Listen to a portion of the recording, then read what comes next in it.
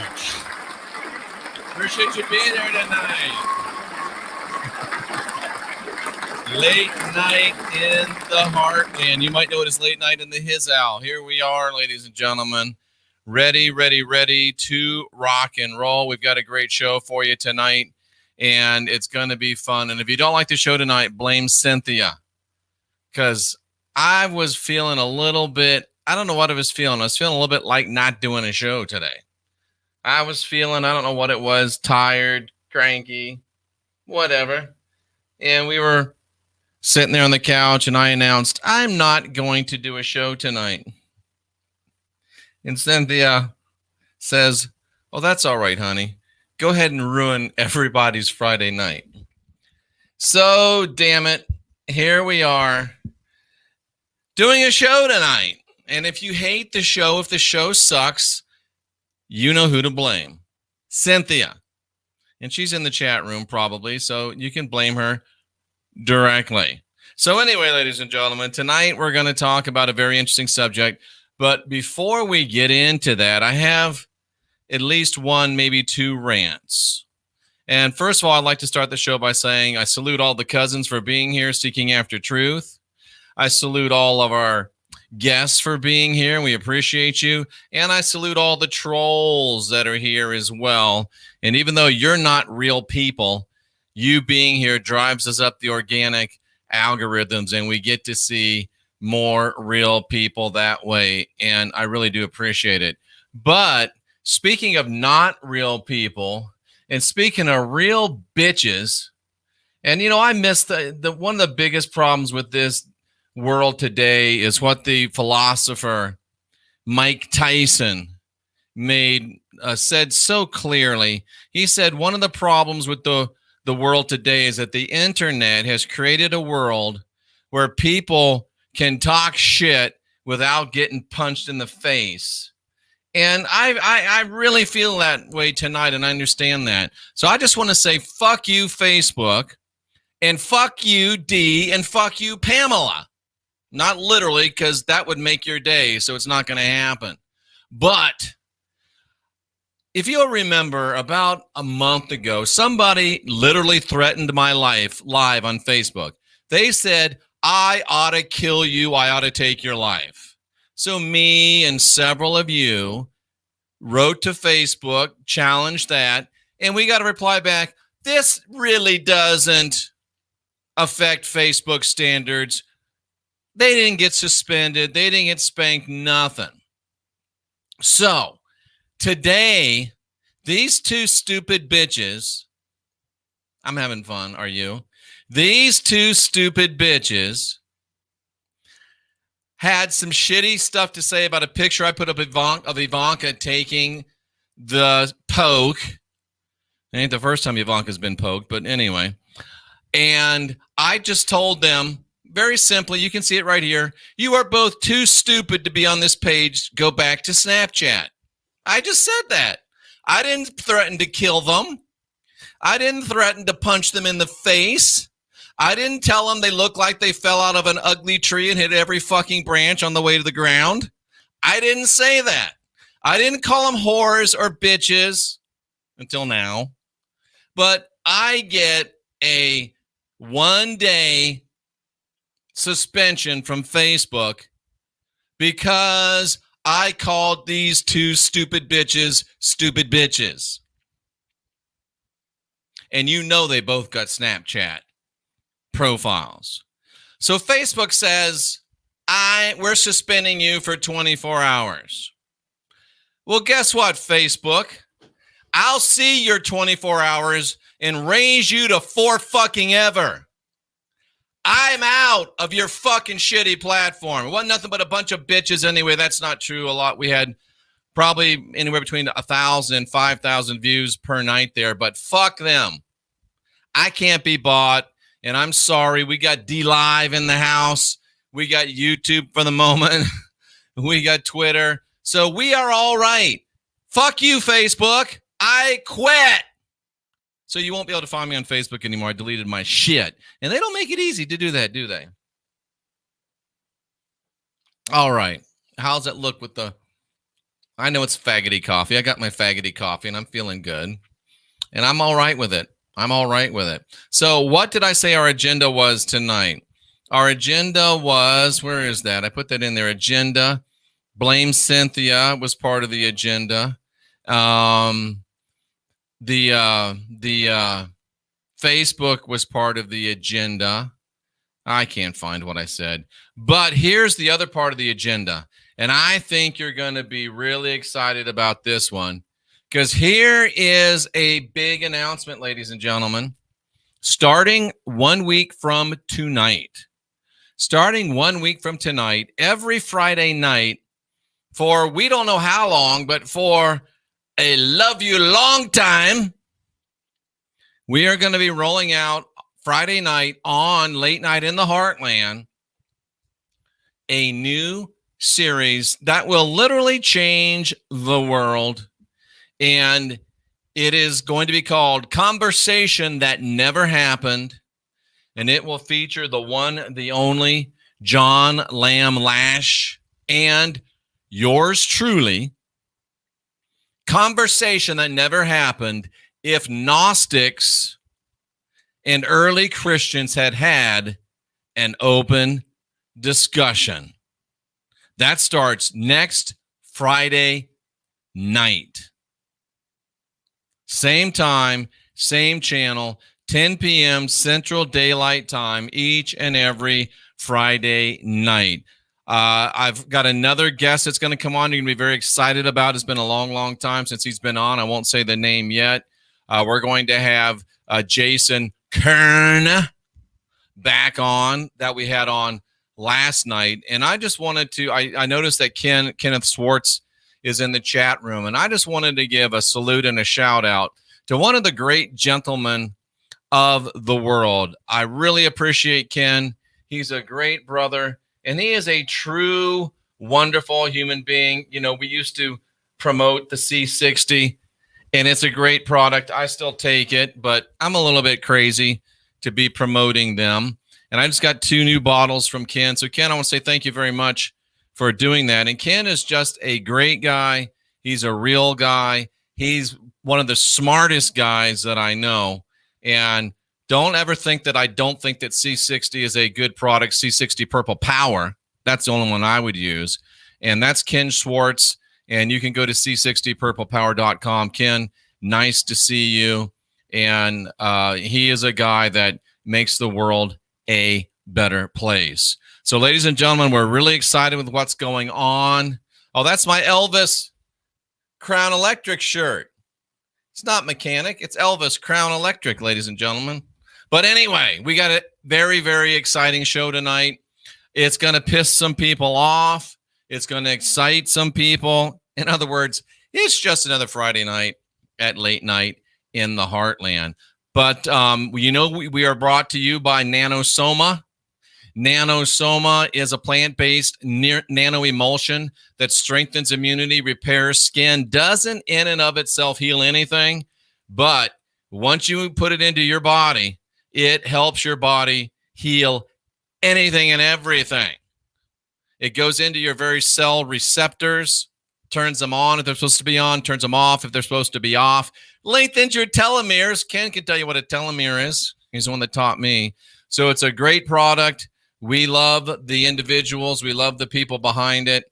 And we're very, very happy and proud to have them sponsoring our work. And so, without any further ado, I was going to go ahead and sing the national anthems for both Canada and the United States, but I won't do that. But I could because I watched a lot of hockey.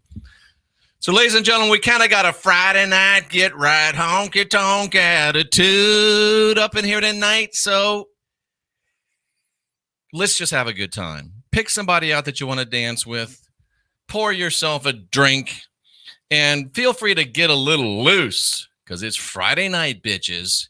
And we are ready to rock and roll. So here we go. Here's our subject matter. And I want to say thanks to Cindy. Cindy sent this idea in to me. And here we go. ECETI. ECETI.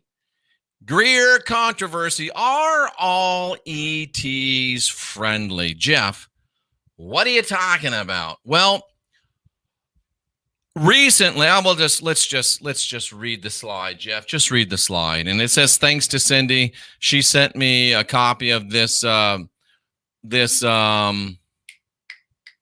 story article that James Gilliland wrote. He's the guy that runs the ECETI Ranch. Why has disclosure, James asked, not gone anywhere in 70 years? And I used to think about the same thing. You turn on Coast to Coast, they're talking about Roswell. How fucking long ago was Roswell?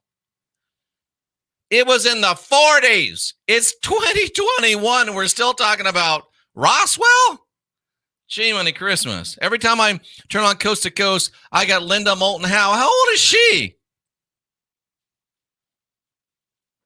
We'll get back to her. But ECETI Ranch's James Gilliland asked this courageous question, and it's about time somebody asked it. Why has disclosure really not gone anywhere in 70 years? We're still at it. We're still at, do UFOs exist, and is the government covering them up?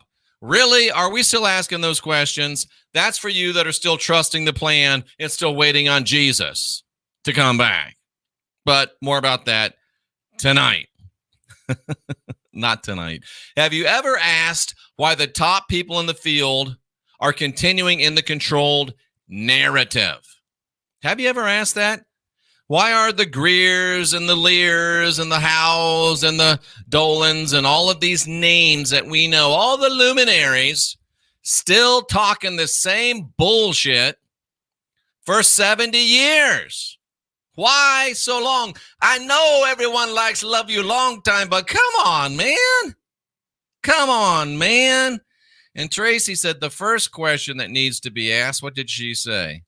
She said the first question, man, this chat's flying tonight. I can't even find what Tracy said. She said the first question that needs to be asked is, are there any ETs? And that's a great question. Let's talk about that for a minute.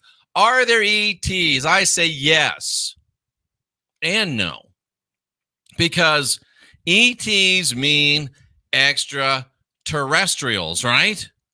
Are there extraterrestrials? Yes and no. Most of you believe that we live on a spinning ball. I do not. And I'll admit it. I'm not trying to hide it. I just don't believe that we live on a spinning ball. But actually, I still believe there's extraterrestrials. Well, Jeff, how does that work? Well, because the Earth is terrestrial. And we know about certain areas of terrestrial reality, right? We know about those areas, but there's other areas we don't know about. Carol says, are they fallen angels or demonic deception? No, neither one, but thanks for playing. So are there entities, beings, bitches coming from other territories and flying around in shit and doing shit? Yes, there are. So there are extraterrestrials. Debbie says interdimensional. She might be right. There are some extraterrestrial bitches, but that doesn't mean those bitches are little brown men from the dark side of Uranus. Doesn't mean that. So are there extraterrestrials? I say yes and no. But why are all the people still talking all the same shit about those bitches? Tracy hit the nail on the head. Because they're getting paid. But anyway, let's continue. So, Dr. Stephen Greer has singled out ECETI Ranch for spreading false information, and he called them a hippie camp. Boxcar Willie may be right too. Extra land. He singled out ECETI Ranch, called them a hippie camp, doing drugs and seeing strange things in the sky. And he went on to talk about ECETI. Now, I have never been to ECETI yet. I've talked with James. I've corresponded with James. We tried to get him on. He's got some internet issues up there because it's a ranch. It's out in the middle of nowhere. But I do know that when you go up there, because I was going to go up there, you have to sign a piece of paper that says that you won't bring any drugs, you won't bring any booze. But, of course, people that do have events, like people that have events out in the desert, they lie and bring booze and drugs and guns anyway. But you can't do that at ECETI Ranch. So Greer's wrong there. Okay. It seems to me that so-called Dr. Greer may be engaging in classic kettle calling. Now, I don't know if you know what kettle calling is, but in the South, we got this thing called kettle calling. And kettle calling is when the pot, which back in the day was made out of cast iron, is calling the kettle, which is also back in the day made out of cast iron, black. So kettle calling is when the pot's calling the kettle black. And that's when very, very much potential shill, CIA, bought and paid for, funny-looking agent like Greer wants to call out other people. Now, again, I've not personally visited ECETI. Come real close, and I probably will. I've never interviewed Mr. Gilliland. I've come real close, and I probably will. But in my estimation, he shows no signs of being a drugged-out hippie. Now, he is kind of hip, but that doesn't mean he's a hippie. But Greer felt like he needed to he needed to particularly attack the ECETI Ranch people. And Lorraine says, the Joker smile isn't a good look, Dr. Greer. That's funny. So let's move on. In my contact with James, and this is a picture of James, got a little bit of a Jeff Bridges thing going on, a little bit. Although I think Jeff Bridges would have tucked that shit behind his ear, but that's okay. That's okay. My contact and knowledge of friends that have had contact with James displays to me personally a man who's somewhat eccentric, but let's face it, who isn't in this genre, right? Who isn't a bit eccentric? If you don't have to be eccentric to be in this genre, but it really, really, really, really helps. So I find him to be a guy with his head on straight, a guy who's trying to make some sense of paranormal situations, which he's been thrust into, not of his own volition, and with a desire to help others with the same questions find answers that fit the facts and the experiences that they have encountered. And if James is trying to make a living in a monetized society, I feel you, brother. I know what it's like. That's not the reason we do what we do. But guess what? These lights don't stay on for free. So if the man's making a living, the man's making a living. But I see no reason for Greer's unprovoked and nasty attack on James Gilliland. Now, I can't say the same things about Dr. Greer, because Dr. Greer, every time I hear him, every time I read something about him, Greer is bragging about his connections with the Rockefellers. He's bragging about his connections with the Clintons. He's bragging about his connections with the Podestas. Read that list again. Rockefeller, Clinton, Podesta. Fool me once, fool me twice, fool me 3 times. Mr. Dr. Greer should not be casting doubt, in my opinion, on other researchers. He should sit his pompous ass down and answer some tough questions to prove that he's not complicit with the dark deeds of the people that he brags of cavorting with. That's just my opinion. 1311 says he's probably been to the island. I don't know. but it would not surprise me if he has been to the island. And what do we have here, ladies and gentlemen? We have a picture of a Rockefeller. Let's zoom in on that. Hey, Jeff, can you zoom in on the Rockefeller picture? No, I can't. Well, damn. I thought I could, but I cannot. Preview. So here's Rockefeller. Here's Dr. Stephen Greer. And who's this? Oh, look. It's Linda Moulton Howe. How about that? See what I did with that? Rockefeller, Greer, Howe. Interesting. But anyway, Dr. Greer, I have a question. If Delaney Pearl Jones says you're a lizard, you're probably a lizard. So, Dr. Greer, I have a question. In fact, I have 4 of them that come to mind. Number 1, why do you quote the Council on Foreign Relations line that there's no malevolent ETs? Dr. Stephen Greer, who's supposed to be some kind of an expert, literally says there's no malevolent ETs. None. Why, Dr. Greer, do you reject thousands of years of esoteric evidence stating the opposite? Now, again, defining ETs, how we define ETs, some of these bitches are bitches. Good bitches, but some of them are just bad bitches. How can you reject thousands of years? You go all the way back to the Gnostics, speaking of JLL, and they talked about the archons. I know some of you silly people say demons, and some of you think they are from the Pleiades and Draco and all those places, and that's your right to think it.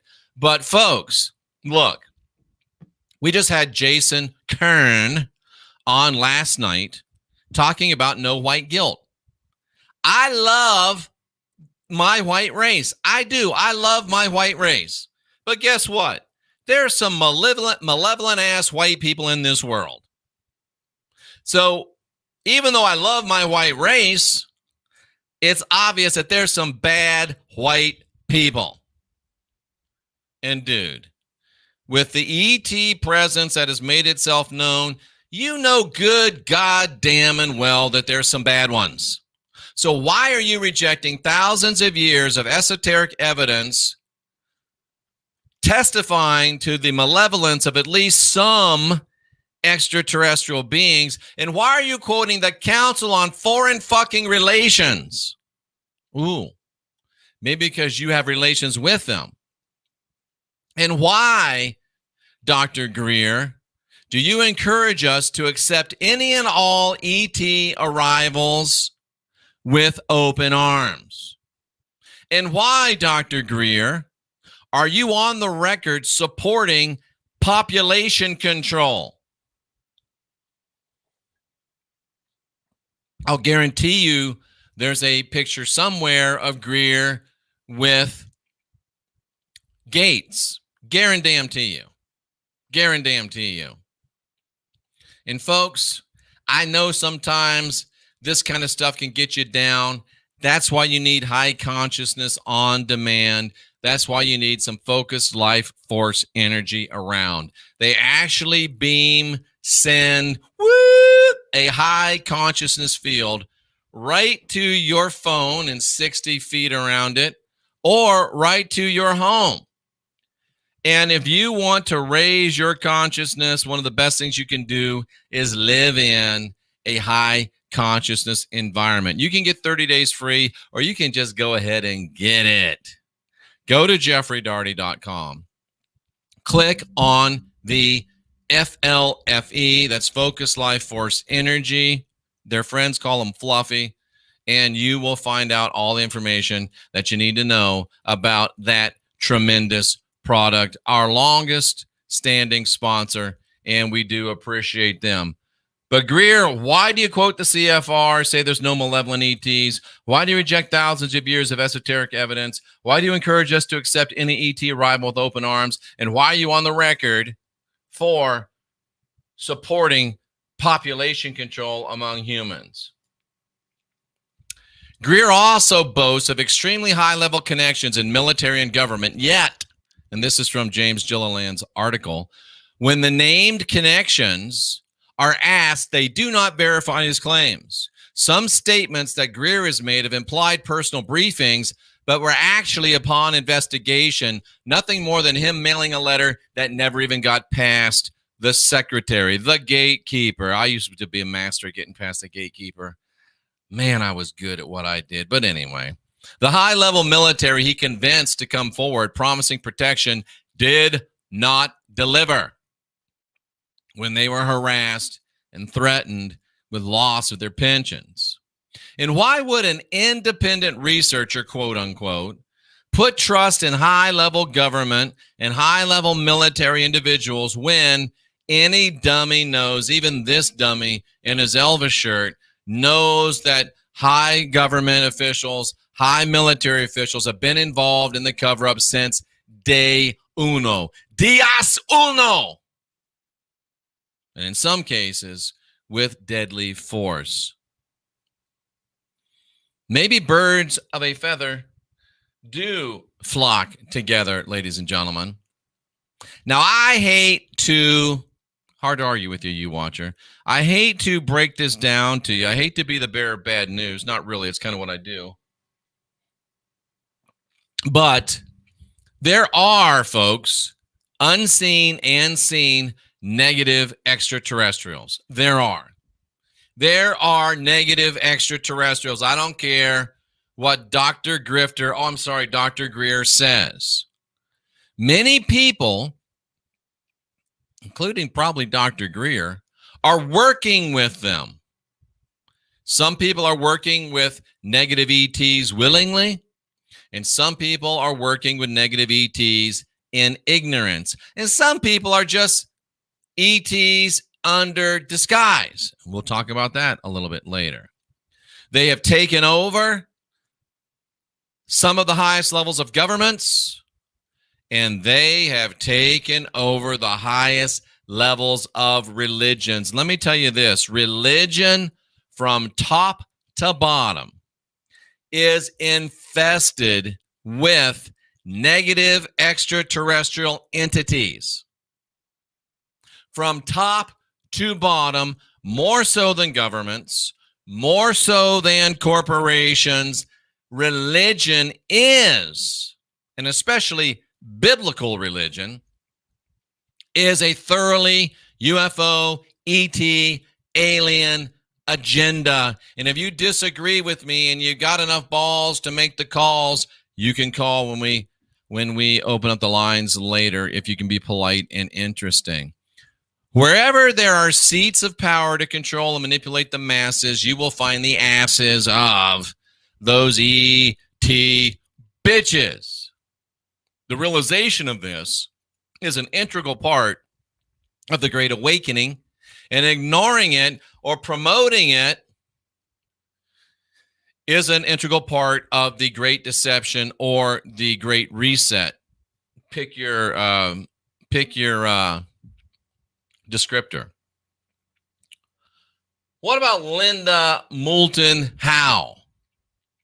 I was very disappointed to hear. I was doing my research and I listened to an appearance of Linda Moulton Howe on Coast to Coast. And the host, George Norrie, comes on and says, Tom DeLonge is a friend of this show. I'm like, Tom DeLonge is a friend of this show, huh? That makes me a little uncomfortable. And Norrie reported that DeLonge, a friend of the show, was bragging about a meeting that he had with his advisors and Podesta. You know Podesta, pizza Podesta, hot dog Podesta, walnut sauce Podesta, that one, which took place in January 2016. And the emails indicated that during the Google Hangout meeting with 3 high-level people, John Podesta made some sort of promise to look into something or to check something out and get back to them a month later this guy named Cameron told Linda Moulton Howe. In addition to Podesta, Clinton, and Tom DeLonge, there's a third group composed of NASA, CIA, and White House people who view the ET presence in a positive light and seem to have a plan related to disclosure. It's supposed to just be disclosure. So Linda Moulton Howe has now taken up the positive ET agenda because she wants to get paid. She needs to start cashing checks, and she's not going to do it selling beauty creams, okay? Let's just be honest. She's still got to get paid.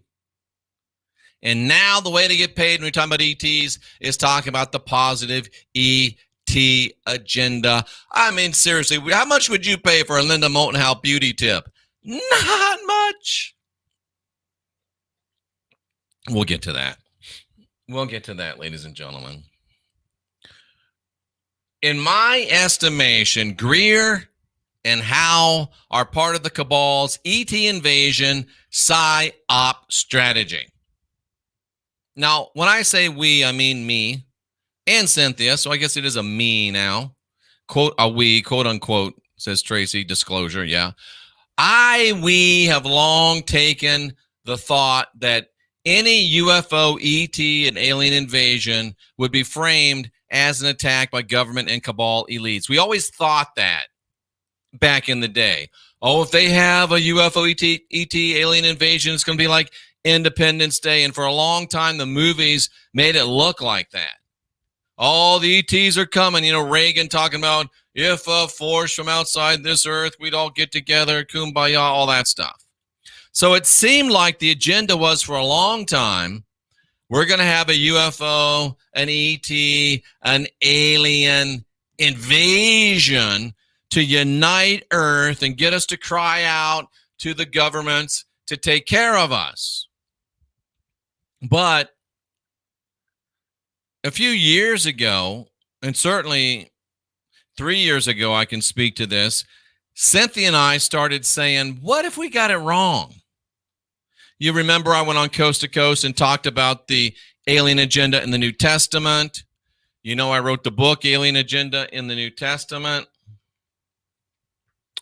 What if the elites have changed their strategy due, at least in part, to our efforts? What if they have changed their strategy from a UFO, ET, alien invasion, and now, and I think this is true, it's much more likely that we're looking at a positive ET encounter or a scenario of Jesus as an ET or Jesus accompanied by ETs as a blue beam, quote unquote, end time scenario that they will try to roll out. Instead of trying to bring in an invasion and have everybody begging for the global governments to take over, why not have Jesus come back with some ETs with him, or saying, hey, I'm an ET, and who's going to reject Jesus, right, except for me and us, because we're the only smart ones left around here. But if they have Jesus come back as an ET, or Jesus come back with ETs, they're with me, we're here to take over. The only thing more scary than I'm from the government and I'm here to help is I'm from heaven and I'm here to help. That shit should scare the shit right out of you.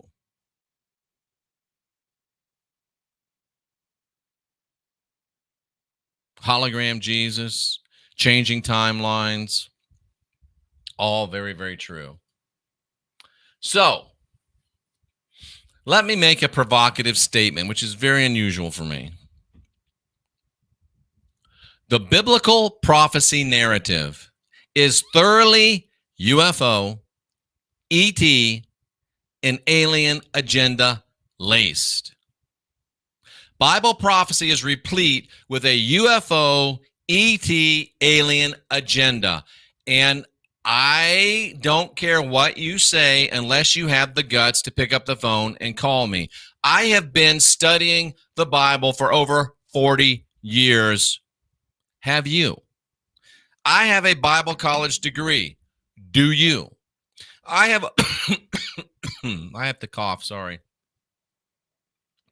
I have over 100,000 hours of study in the biblical text. Do you? I've read the Bible at least 200 times. Have you? And what I know beyond a shadow of any doubt is that if you look at the New Testament, we'll just talk about the New Testament. If you look at the New Testament and you look at the great events in the life of the character who is Jesus, I call him lovingly Plastic Jesus because he's not real. If you look at his, when Mary got raped by God, that's right. When you look at when Mary got impregnated and you look at it in the Greek, it's very, very clear that Mary was held down by a couple angels and God raped her. Now, my friend Sam Tripoli says that him and the angels probably pulled a train. I don't know about that. I wasn't there. Whoop, whoop. But anyway, God raped Mary. And Mary was probably 11, 12, maybe 13 years old. Let that sink in. Pardon the terrible pun that I really didn't mean to throw in there. 11, 12, 13.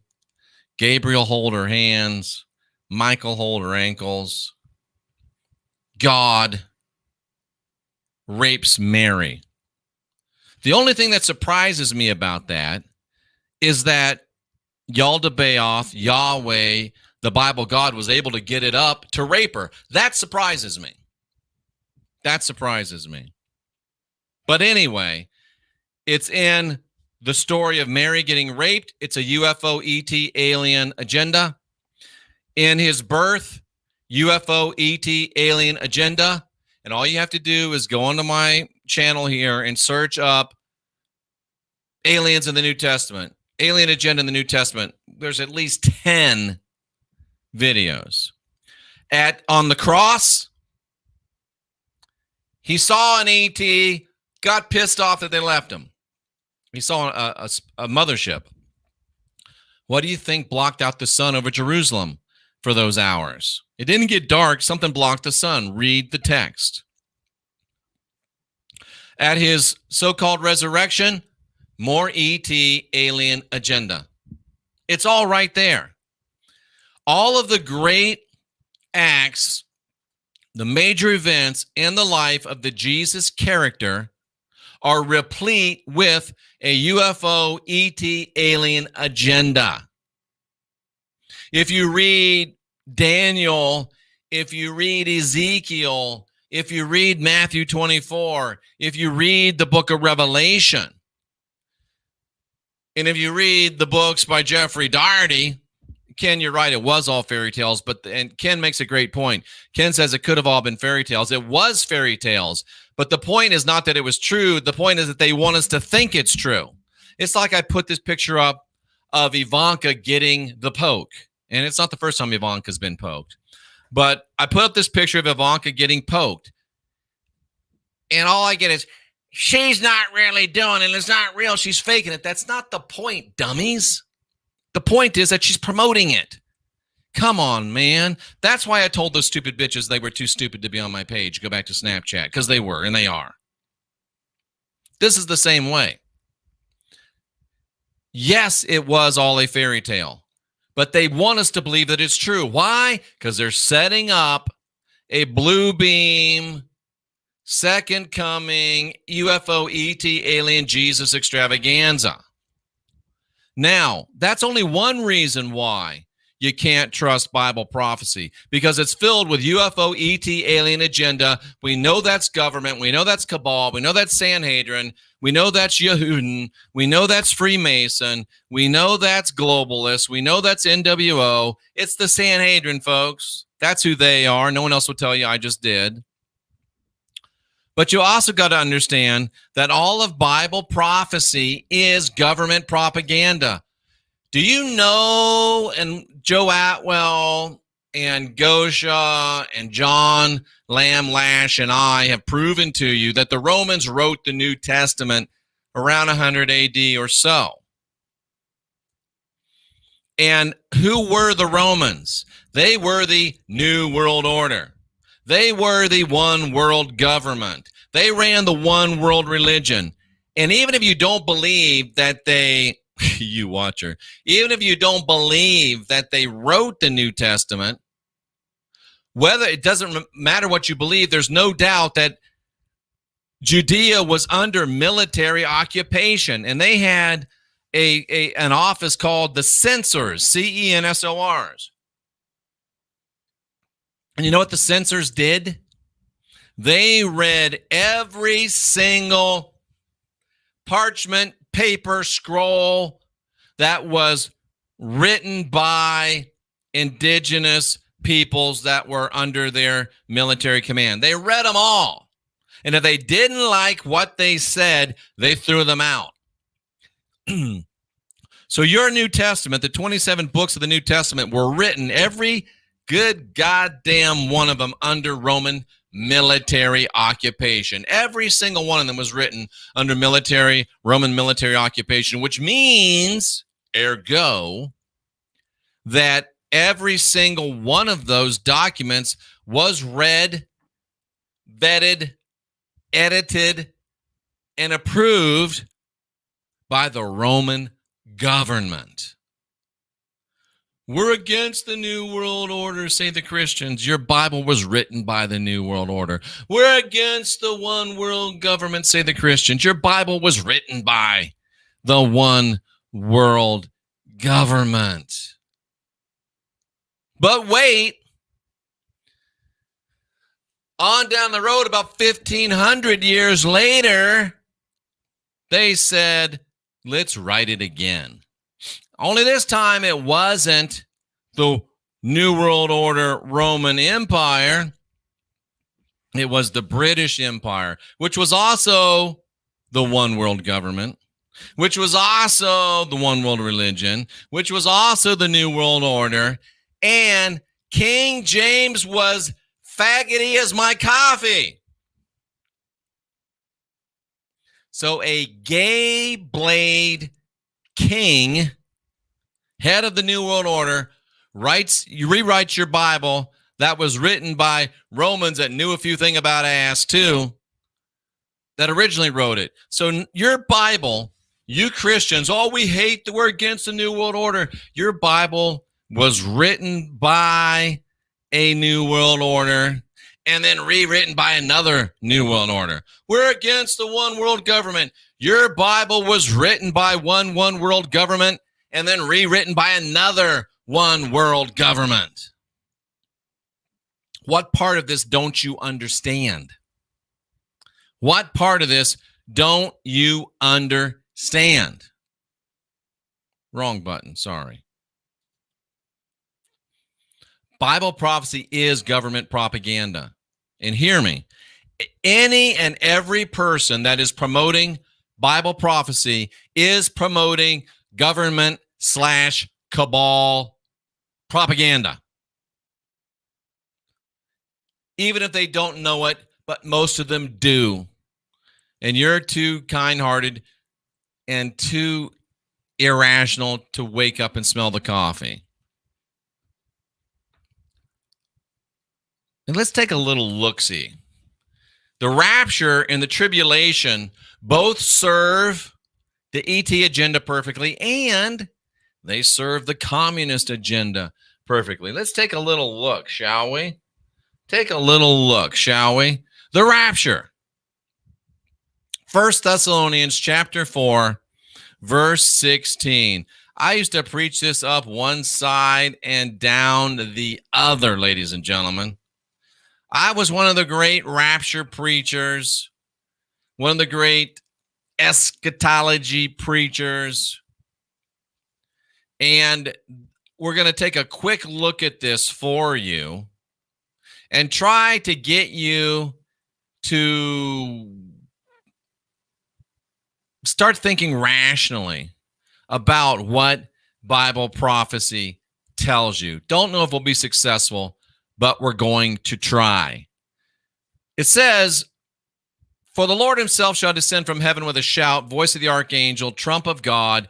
The dead in Christ will rise first. Then we which are alive and remain, Paul wrote in 50-ish AD, we who are alive and remain, so he expected to be alive and remain at the rapture, shall be caught up together with them in the clouds, will meet the Lord in the air, so shall we ever be with the Lord. Wherefore comfort one another with these words. Let's go actually right to the script itself, which you won't see any of these prophecy pimps and prophecy whores doing because they don't know how to do it, and they can't sell their bullshit to you straight out of the text because the text doesn't support it.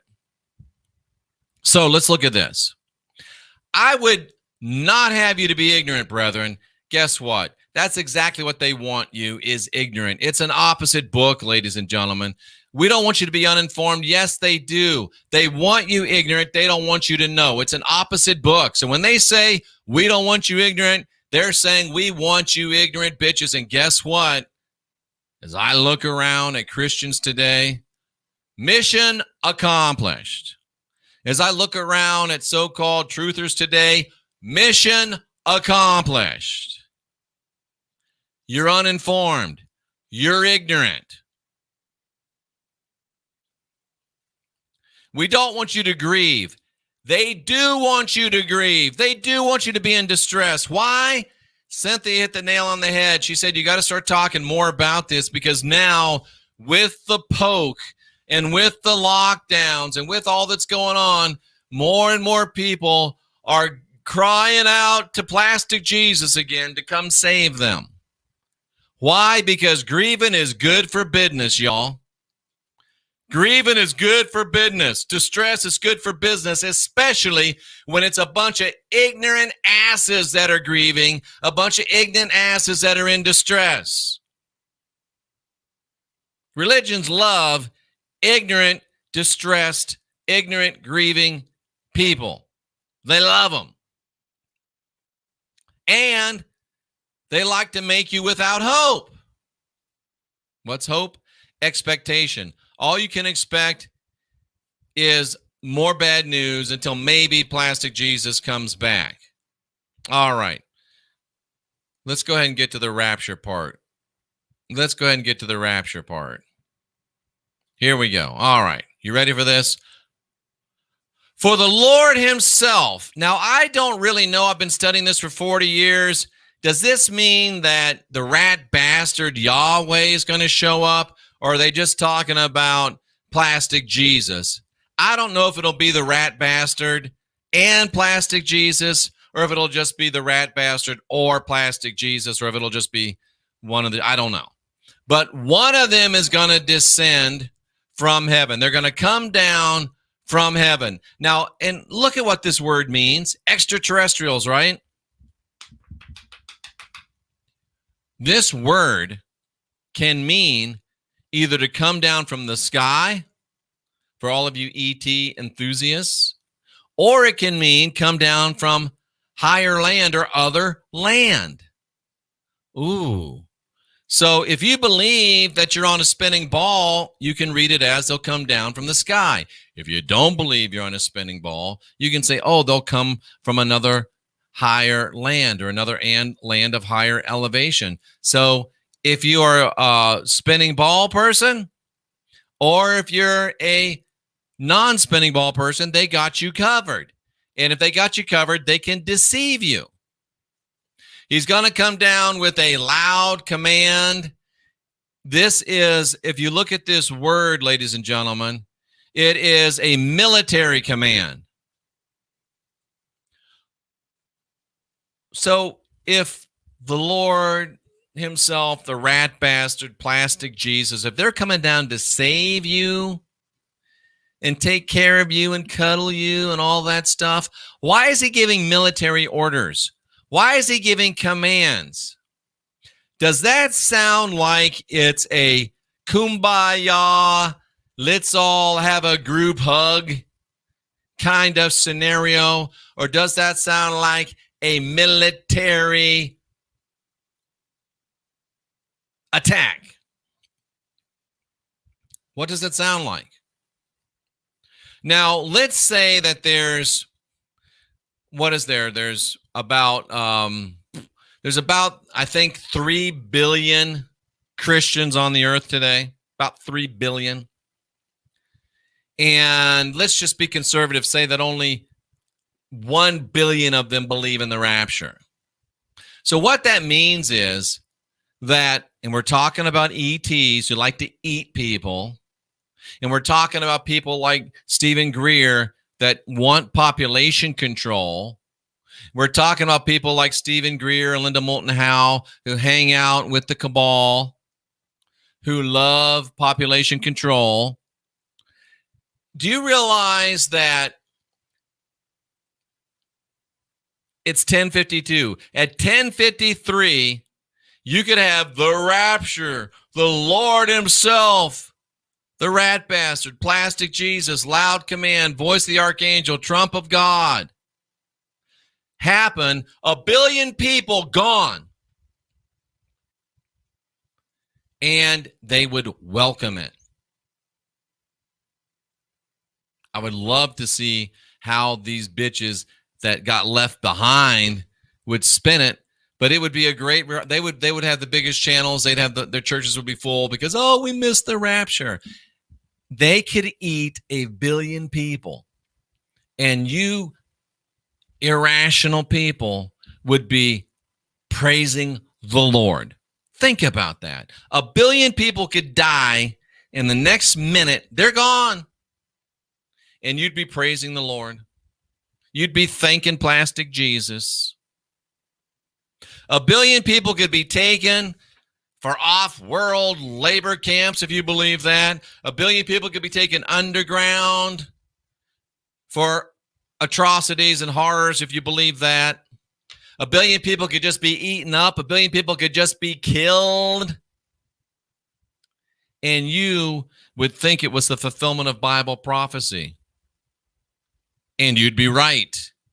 It is the fulfillment of Bible prophecy. The rapture is a fulfillment of Bible prophecy, which is cabal/communist propaganda. What do the communists want to do? They want to kill a bunch of bitches like us. What do religious people do? Terrible things to children and people. We got 1 billion people on ice. You know how much adrenochrome you can get for 1 billion people? And think about it. The rapture's end times, right? It's just their end times, not ours. The rapture's end times. And if you've taken a look at some of these Hollywood stars, they are missing their adrenochrome. And they don't have to be that smart to say, you know what? What if something else comes up and we get cut off from our adrenochrome for a while? Wouldn't it be nice to have a storage? And I don't think you can really store adrenochrome, but you can store people that provide adrenochrome. And here's an easy way to store 1 billion of them. And nobody will ask a single question. There's much more in that verse that we could get into, but I won't get into it tonight because it's not really the subject of our program tonight. But do you still doubt that the rapture, which is probably the cornerstone of Bible prophecy, do you still doubt that the rapture is communist? Do you still doubt that the rapture is cabal, ET, UFO, alien? And they want you to comfort each other with the fact that we're going to kill 1 billion of you bitches. That's how stupid they think you are. And I would have a hard time arguing with them at this point, ladies and gentlemen. I would have a hard time arguing with them at this point. A hard time. Jeff, are you saying that we are that stupid? I'm saying I'd have a hard time arguing with somebody that says you're that stupid. I really would. I really would have a hard time arguing on your behalf. All right. So that's the rapture. What about the tribulation? Revelation chapter 6. What about the tribulation? Revelation chapter 6. We're talking about the seals, the trumpets, the bowls, not the kind of bowl that you guys smoke from. And look at what starts it off. The rapture of the church. And I got to tell you, it says the dead in Christ are going to rise first. So these are people in graves dead. And it says their bodies are going to rise first. So you're going to have a bunch of zombies rising up to meet Jesus. Zombies. No, Jeff, they're going to be changed into their glorified bodies. When? At the last trump. Here's the trumps over here. 1 Thessalonians written about 40-ish. Revelation written 100-ish. There's, depending upon your theology, there's at least 3.5 years between the rapture and the last trump. The last trumpet. So whether it's 3.5 years, whether it's 7 years, these bitches are going to rise out of their graves, rotting, stinking. It's going to be walking dead out there. And for 3.5 years, until the last trump, because that's when the mortality puts on immortality, according to Paul. That's when your flesh puts on spirit, according to Paul. So for either 3.5 years or 7 years, you're going to have zombies in heaven. How are you going to deal with that? How are you going to deal with the zombies in heaven? You better hope that Rick and what's the black girl's name with the samurai sword? And the little kid, what's his name? Daryl, you better hope that some of those bitches make the rapture. Because you're going to need them, because there's going to be zombies in heaven. Zombies in heaven. Now, you remember these seals? White rider going forth, conquering and to conquer. War starting. Do you see that happening right now? And then there's famine. Then there's pestilence. Then there's death. Then there's martyrs. Can't you see that that is a governmental cabal, communist takeover of our world? Reread those 7 seals, and you will see that they read exactly like the Communist Manifesto. They read exactly like what the communists say they're going to do to take over this country. So why is Revelation written the way it's written? It's written for you to sit on your ass, praising Jesus, trusting the plan, trusting prophecy, and doing nothing while the communists take over our country and then the whole world. And then what are the trumpets? They blow their trumpet and poisons and shit comes out of heaven. They pour out their bowls and poison and shit comes out of heaven. What does that sound like? It sounds like weakening a populace to be invaded. And oh, look, guess what happens next? The second coming of plastic Jesus with an army out of heaven. The Prince of Peace. More like the Prince of Pieces.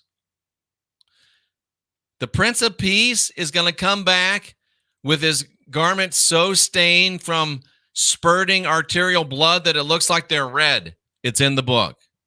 He's going to come back with an army, and he's going to kill every bitch that won't do it his way. And then he's going to set up this millennium. He's going to set up in Jerusalem his own castle, and only the chosen ones can come in and out. Only the Yehudans can come in and out.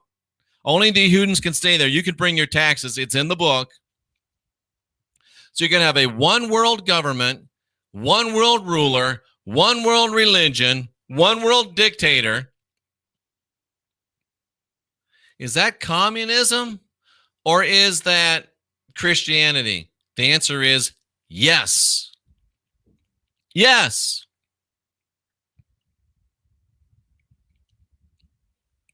Yes.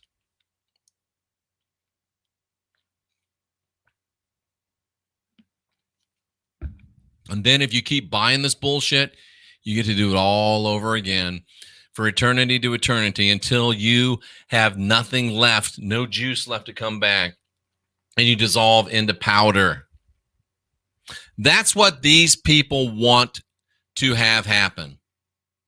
That's what Rich Doty, the Rockefellers, the Max, the Spinkles, the Bigelows, the Linda Moulton Howes, the Stephen Greers, that's what they want to happen. They are employed by the people that want to make this happen.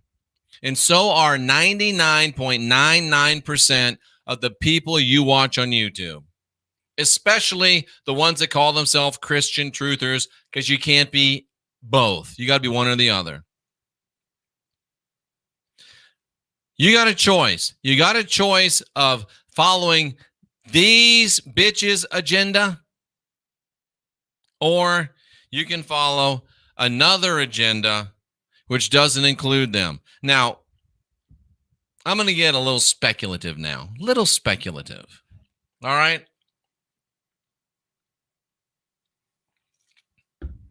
Now, I'm not saying that ETs would ever come down and clothe themselves with human bodies. I'm not saying that ETs would come down and put on human suits to make themselves look like they're humans when they're really ETs. I'm not saying that would happen. But if it did,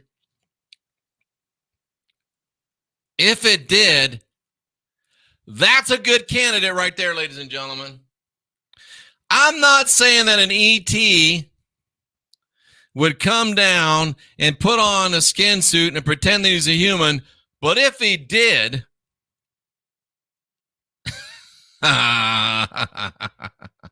if he did, he'd look a lot like this. If he did, he'd look a lot like this. And I would have to say this would be like a reptilian. Now, I'm not saying it would happen. Claudette says he kind of looks ET-ish. Kinda. I kind of look like a white guy.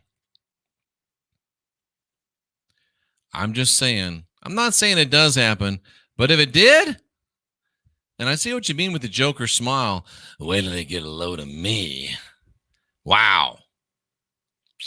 Looks like a SpongeBob character, says Steady Eddie. So if they were to do that for males, I'm not saying they would, but what if they did? And if they tried it with a lady?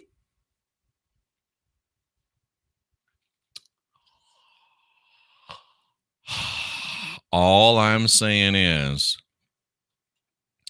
if an ET came down to Earth and put on a human woman suit and pretended they were a human, they look a lot like that. I mean, take a cup, remove a thumb and a finger and paint that gray. Tell me that don't look like it. That's Linda Moulton Howe. Tell me that don't look like a gray, an ET. Come on, man. I'm not saying it is. I'm just saying, what if? What if? What if? Look at that face. I'm just saying. Do you think I could get Linda Moulton Howe on the program? No. So, are all ETs friendly? Not only no, but hell no.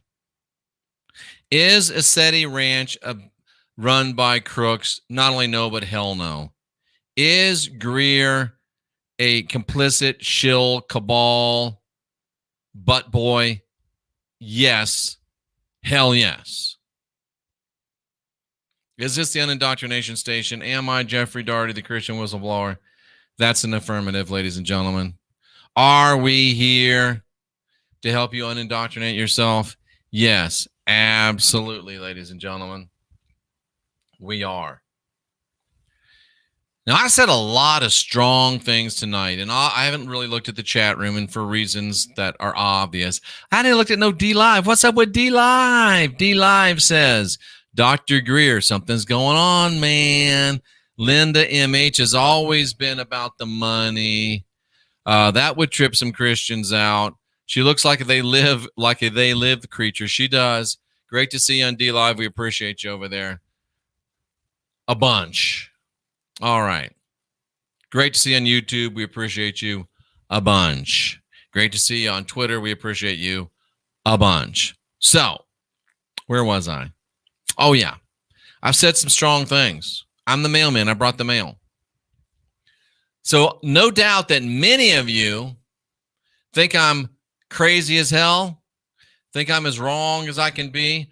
Where are you Christian truthers? Where are you preachers and teachers of prophecy?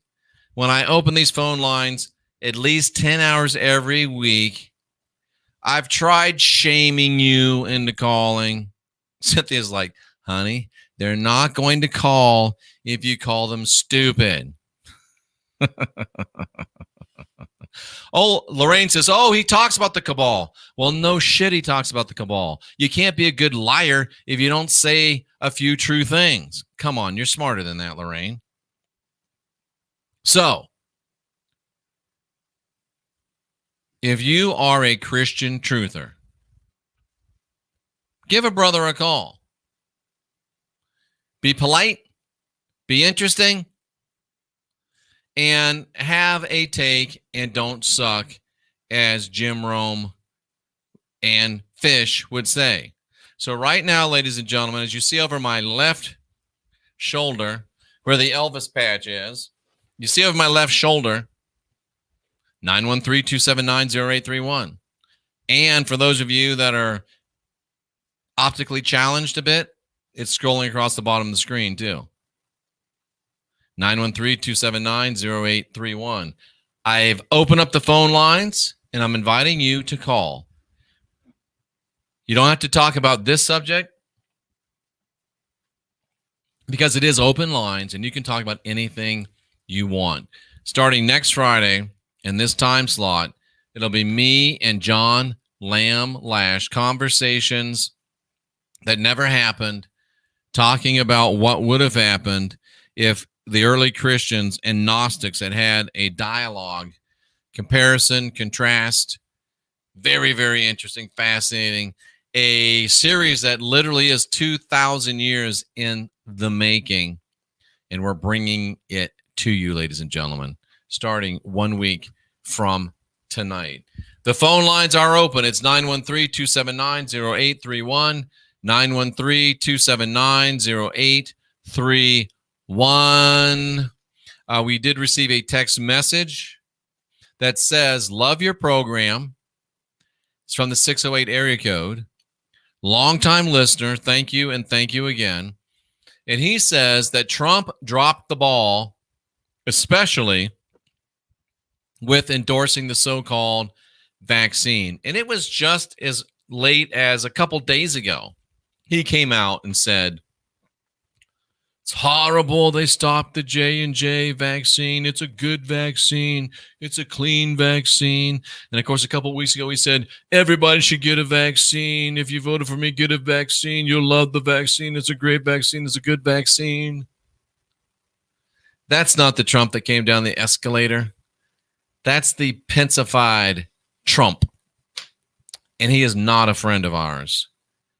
And they say F the Z, and you can figure out what that means. Thank you for the message. I appreciate it. All righty. It's late night in the heartland. You are live with Jeffrey Daugherty.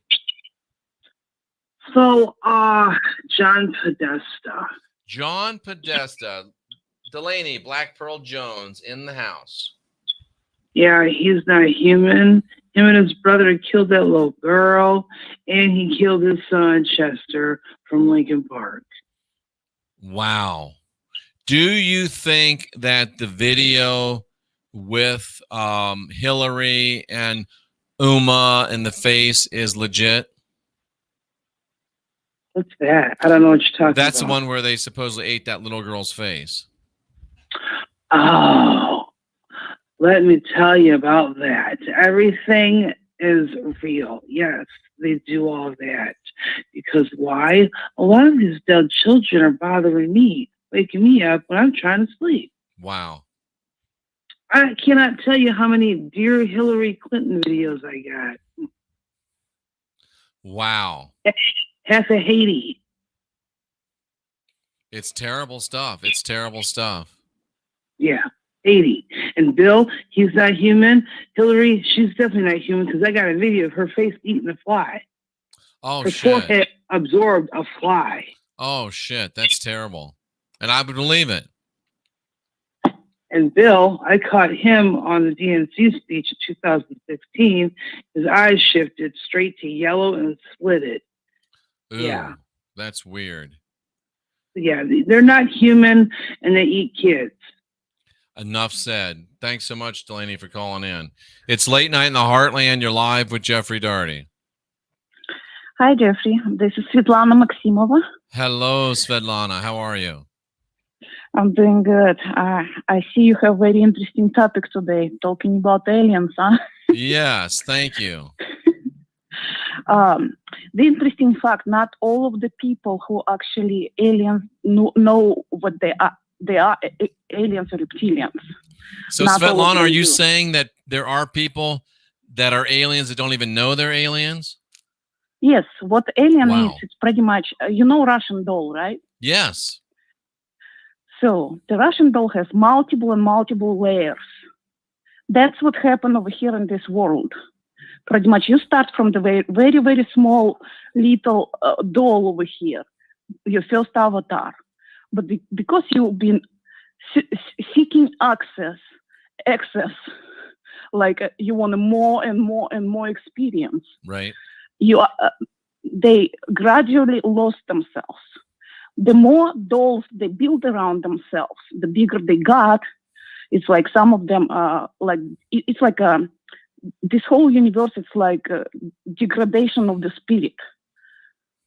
It's like you come over clean and Yep. getting dirtier and dirtier. I understand. So like the next step is from the humans is they becoming reptilians. After that, they get degraded even more. They degraded into insectoids, into the greys. And the next step, yeah. the next step, they can completely degrade it to the point where they cannot be in physical form whatsoever. Oh, okay. So it's a lot of those too. Interesting. So right now in human bodies, we have actually several entities. We have some that are degraded to the certain point, but they still can present in a physical form. And we also have those who simply overtook human bodies. So the natural host of the body is gone and something else inside of it. So it's a lot of those too. Absolutely. Like some of them call themselves galactic Vulcans and stuff like that. What's happening right now with this universe? Pretty much universe is collapsing. And it's collapsing from the outer layers into the inner layers. And they have nowhere to go. So they all right here. Whoever can have physical body, they all trying to get here. Interesting. So Svetlana, is there any it's way? very, very funny. Is there any way to know whether or not you are an ET or not? Well, one of the things, people, the difference between those people who become ETs, they actually, while they degraded, they lost soul. Gotcha. So they cannot dream, they cannot do remote viewing. Their feelings, the only feelings they can experience is pretty much survival feelings like fear and anger and stuff like that. So they cannot experience empathy. The way I am actually finding out who is what, you pretty much tell anybody about the end of the world, and those who lost their soul, they have extreme fear of end of it. Really? They will never believe it because that's going to be end of them. Everyone who lost their soul, they're going to be deleted, and that's going to be it. So that's the main thing. But you can also use, like, when you're watching somebody's videos, when they really when they're scared or experiencing some kind of emotion, you watch very slow, and you're gonna see the holographic deterioration. So the hologram gonna go from image over here to image in a different worlds. So you're gonna see the split eye and stuff like that. That's all. That's all pretty accurate. So when they come under stress, their hologram starts breaking down. It's not exactly breaking down. It's just they're going from Right. images in this world to images in another world. So Gotcha. it's just like the whole thing is just Gotcha. going like that. Svetlana, do you think the wearing of the mask has anything to do with helping to cover up this energetic shifting from ETs among us? Absolutely. I do too. Absolutely. Yeah, because right now the hologram is deteriorating so badly. You can actually detect without slowing down the cutter. I myself saw multiple people having split pupil instead of normal round one. Gotcha. So yeah. Gotcha. Anything else on your mind I that you want believe to something share? like that happens to their mouth too when the tips become a different shape. It's like the whole world of Mars. It's pretty much was a reptilian world. So yeah. Interesting. And some people who actually they do have, like, if you put them under deep hypnosis, they do have memories being on Mars. They're the one who's actually. It's not many people who are able to conserve their souls existing right now. Actually, I would say 99.5% people are not. They have dead souls over here. I agree with you. That's how Svetlana, bad a it is. question. So everyone who you see on the TV, in the movies, everyone who become famous in any form or shape, they literally lost their souls. Or do you think that goes back to the old tales of selling your soul? Yes. Some of Interesting. them sell it intentionally. Some of them were just too greedy. They want to have all kinds of experiences, and they were Gotcha. thinking this universe is going to exist forever, and that's not the case. One last question for you. Somebody asked, what do you think would happen to one of these ET individuals, let's say, that doesn't know they're an ET individual, and they get the poke? How would it affect them, or would it? Fear and anger. And they're gonna attack you for telling them that. They're literally gonna scream, and they're gonna be really unhappy. You're gonna be able to read it. Okay. It's just like the fear is just unimaginable. Just try to tell them that this world is coming to the end and it's real. Gotcha. You'll see it and you feel it on a deep level, because they already know. Like even they deny like this, but their subconscious know what's happening. Because time is not real, and it's already been written pretty much. Svetlana, thank you so much. It's always a privilege and an honor to have you on. And we ought to talk about having you on for a full show sometime. If you want to email me, here's my email. I'm putting it in the chat room. And if you would be interested in doing that, let me know. You don't have to, if you don't want to show your face, we can just do like John Lamb Lash does, just a talk. But there's my email. Give me a shout. It's Late Night in the Heartland. You're live with Jeffrey Daugherty. Hey, Jeff, Dave on the East Coast here. How you doing tonight? Doing great, Dave. Yeah, for somebody who didn't want to do a show, you brought it all the way home. Great show tonight. Yeah, I feel great. I'm glad that Cynthia got me into the saddle by shaming me. She says, that's all right, honey. You can ruin everybody's Friday night. Yeah, your energy level was up there good. Right. I was talking about the UFOs. I actually believe there's something else out there, but entity-wise, I agree. Back when I was in basic training, I had this dream. I was at my grandmother's house, and some buddies knocked on the door. I said, "Come on in. I'm gonna make this real quick." And I said, and the door shut by itself. And I said, "Oh, don't worry, this place is haunted." And as soon as I did that, something grabbed me on the couch and started slamming me back and forth. Well, I naturally slammed out of my dream, but when I woke out of my dream, I was still getting slammed up and down on my bunk. In basic training? Yes. Dude, I didn't dream in basic training. I didn't get to sleep enough. It was just like so much stress. But you actually dreamt in basic training. Well, so that night I didn't sleep too much after that, and the guy underneath me didn't either. So I'll bet he did. But yeah, that was just one thing. I don't know if that was just my body reacting to what happened in the dream, but in my basic we didn't radical. have bunk beds. It was just all one cots. So we didn't have the whole thing going on with the bunk beds. But man, that's very interesting. I was out in Fort Sill, Oklahoma there. Okay, so you were Army, huh? Yeah. Yeah, I was in the Air Force, and, so, or the Chair Force. I had one thing about I listened to a bunch of people talking about the matter of fact, Comrade Sununu is lifting the diaper mandate there in 2 weeks from now, so that's a good thing here in New Hampshire. But since this whole thing started, I haven't worn a mask once, and I will leave a store. I've actually brought it as far as my job. I told them, fire me. Yep. I'm not putting a mask on. Good for you. I would have done the same thing. And I still have my job. Good for you. You must be good at it. So, I mean, that's how we got to win this. And if we keep bowing down, then they just get that much more strength and power over us if we don't. Absolutely. If we don't stand our ground. We got to stand up, and you're a great man for doing it. And I hope that more will be like you. It's Late Night in the Heartland. You're live with Jeffrey Daugherty. Hey, Jeffrey, man, long time listener. Really just wanted to ask you a couple questions, if you wouldn't mind. I would love it. Go ahead. Hey, man.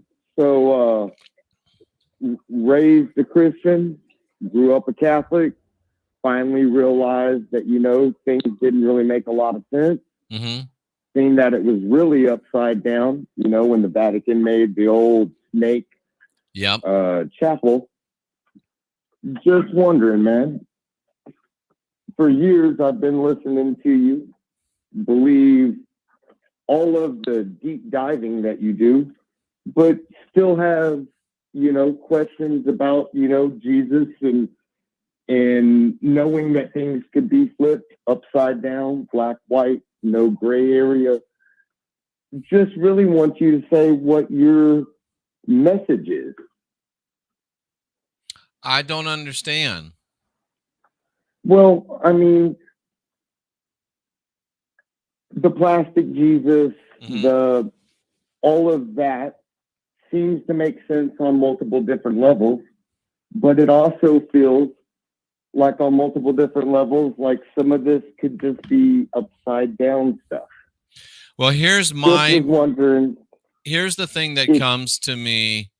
Here's the bottom line of my research. I not only do I have a Bible college degree, but I also have an associate's degree in anthropology. So that gave me a thorough understanding of the scientific method. It gave me a thorough understanding of empiricism, which means looking at the facts, and it helped me to overcome confirmation bias. Let me look at things objectively. And regardless of what you think about who or what Jesus was, if you look at the empirical evidence, and if you're looking to see if Jesus is real, that means you can't use the Bible. You have to use text and history that is not the Bible. For 1 second. Yeah. But you can't find Jesus anywhere outside of the Bible. Satan is playing the long game. So the long game could be the Bible's upside down, or the long game could be the empirical evidence that's proving the Bible upside down. Now, we already know that the only reason you would believe that, though, is if you're fighting for a reason to believe in Jesus. If you came objectively, you wouldn't invent that. Well, I mean, like some of your flock are really fighting with that. Like, have a mother that... First of all, I don't have a flock. Deeper than you. What, sir? I said, first of all, I don't have a flock. Well, you definitely have a following. And, I mean, we're listening. Right, but that's not a flock. What you may think that you don't have, you do have, sir. But what I'm saying is you would have to want to believe in Jesus to come up with an explanation like that. With all my heart, and she's never led me astray. And she has, through the power that you may say is wrong or right, or I mean, now I'm putting words in your mouth, but through the power of what she believes and that I was taught, have brought me through some times that were very dark and got me right back to where quote unquote grace or mercy might have got me. Okay. You know, through no act of my own. So I've seen that power. I've seen that truth of my mother claiming that she got it through something. So I feel like I'm teeter-tottering. And like you said, I might be holding on to something really tight. Might? Am. Here's one thing I would say to you. And I actually had to say this to myself one time, and it was very hard for me. And I'm going to leave you with this. We have to judge the experiences of people by objective fact. We can't judge objective fact by the experiences of people, no matter how great they are. It's Late Night in the Heartland. You're live with Jeffrey Daugherty. Hey, how's it going, Jeffrey? Hey, what's up, man? Hey, this is like a little bit of hopium. So I follow the way they're like possibly trying to change our weather and things they may possibly be spraying in our skies, right? Yeah, I think we've pretty much confirmed that they're doing that. I would have to say that's at this moment probably for sure. Okay, so I live in Birch Bay, Washington. So I have pretty big sky. You live where? Birch Bay. Oh yeah, Washington. I know where you are. I lived up there Linden, for a while. Do you know that town? I lived in Linden, actually. I lived in Linden. Yeah, you told me you used to bounce between Abbotsford and Linden. Yep, absolutely. Back in the day. Anyway, so I follow this stuff. I watch the channel that talks about it a lot. You may watch that guy. Cynthia loves that guy, so I always overhear that guy. They have not been spraying. He actually hates flat earthers too. He's gone off a few times, so I actually unsubscribed. But then I'm like, you know what? I value your information. Yeah. Plus, he mispronounces words constantly. But anyway, I'll tell you what, Jeffrey. This is like a bit of hopium, and I don't know what to make of it. But they have not sprayed for like 7 days. I have to ask Cynthia. I haven't looked up and see if we've had spraying here or not. Well, the way they were spraying, I almost felt like I lived in an LED world. Right? Have you ever looked into the sun simulators? Just barely, because I've barely looked into it. It doesn't really interest me. But anyway, at times it seems like I just looked at an LED light when I went out into the sunlight. Somebody says nothing. Somebody says nothing has the power to remove the soul. Keep telling yourself that, but it ain't true. Well, they're working on it, right? They are working on it. Go ahead and take that poke and see what happens. Don't take it. I'm joking. Yeah. But anyway, I'm sorry. Anyway, Jeffrey, I love your show, man. And I just want to say that I'm kind of a negative. I mean, negative, you might say, because I can tell there's a lion rushing down on my neck. But this is a positive thing. I really feel like there's something positive that's happening right now. I agree with you. I remain convinced that the world is going to be better than it's ever been sooner than we can even imagine. I really believe it. I know. And thanks for calling in and sharing that with us. I think you're right on. Thanks for holding. You're live with Jeffrey Daugherty. Hi, Doug. How are you doing? I'm great. How are you tonight? I'm okay. I just wanted to touch on two things. First of all, my husband has been struggling with drinking for most of the time I've been with him. Oh. And I'm a Christian. And so I just want to say that. Sorry to hear that. So I know that you know, the alien thing, regardless, you know, whatever you want to call it, an alien, a demon. But I have seen this man turn into something that I can't even put into words when he's been drinking. And I'm talking days and weeks of drinking because he goes on benders. So it's very difficult to deal with because on one hand, he's a sweet man with a great heart, and you would never be able to tell that he can turn into this monster. But when he does, it is a scary thing. And Horrible. about 5 years ago or 7 years ago, I almost lost him because he drank so much that when he went through withdrawals, he got so sick that he basically went to the hospital and he was put on a ventilator for over 3 weeks. And the nurses told me it was very possible that he was not going to make it. And he's very young. At the time, he was only 34.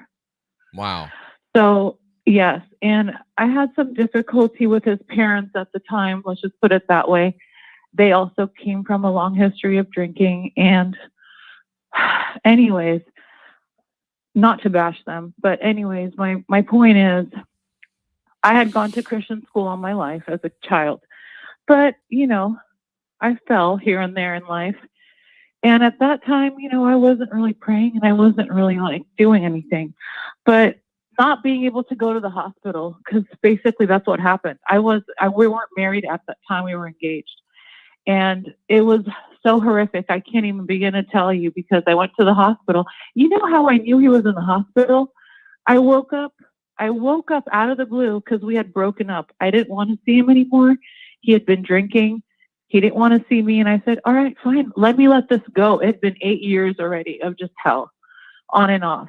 So I just let it go. And then about 2.5 weeks into it, because I know when he starts getting sick, I couldn't get a hold of him. It's kind of a long story. He had lost his phone and he was just in a bad place in life. And I had this gut feeling that he was in the hospital.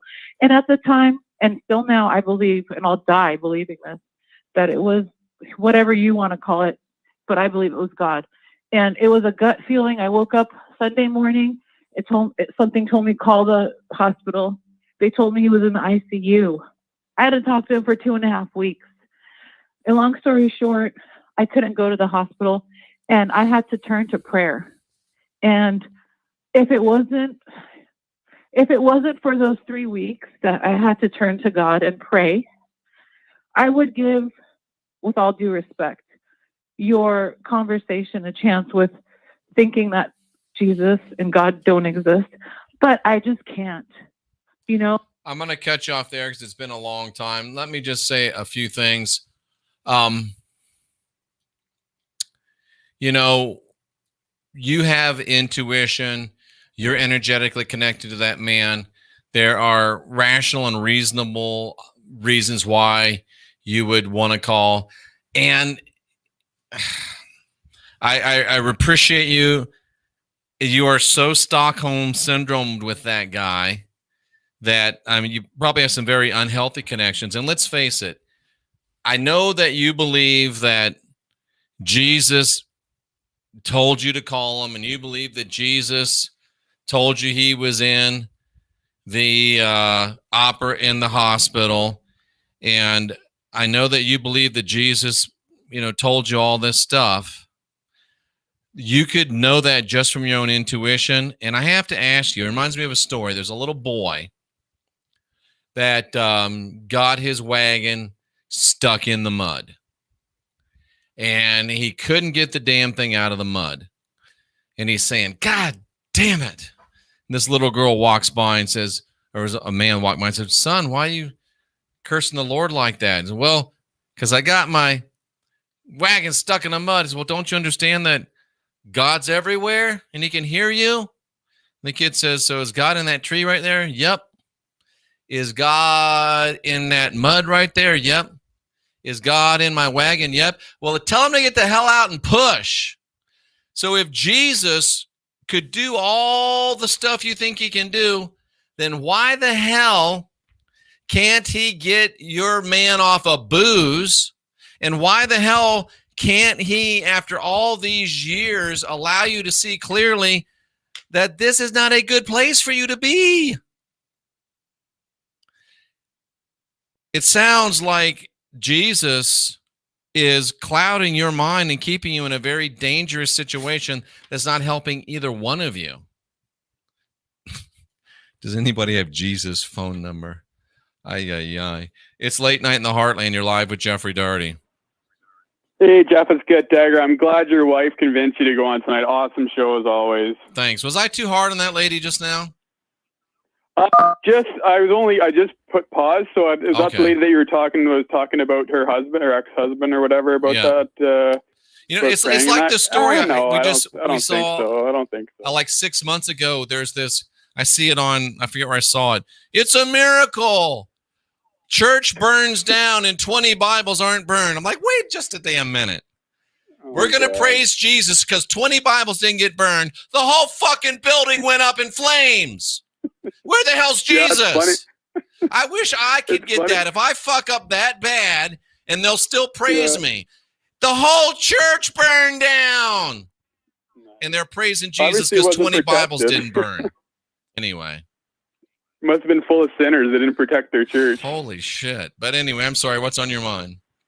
I was just going to, something just popped in my mind. You talking about the church and burning down. My mom she's like, oh, check this out. There's this joke, and you know how the Catholic churches have like a little, I don't know what's called, Sunday little kind of like a folder kind of thing, or like current events bulletin, and whatever it is.